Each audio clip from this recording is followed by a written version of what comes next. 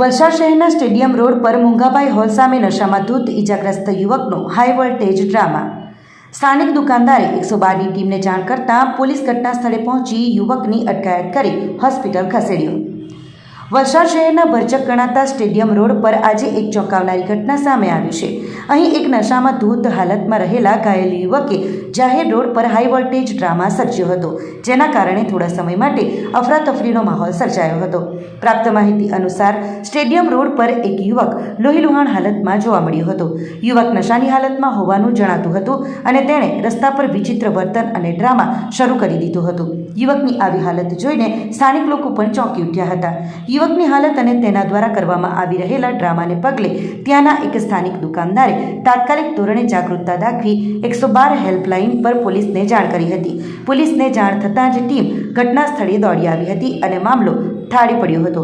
પોલીસની ટીમે યુવકને તાત્કાલિક કબજામાં લઈ તેને સારવાર માટે વલસાડની સિવિલ હોસ્પિટલ ખાતે ખસેડ્યો છે।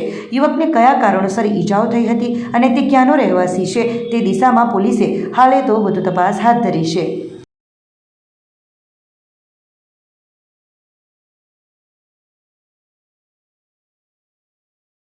આપણી સંકલ્પ ન્યૂઝ ચેનલને સબસ્ક્રાઇબ અને લાઇક કરો, બેલ આઇકન દબાવો જેથી આવનાર ન્યૂઝ અપડેટ્સની નોટિફિકેશન આપના મોબાઈલ પર સૌથી પહેલા પહોંચે।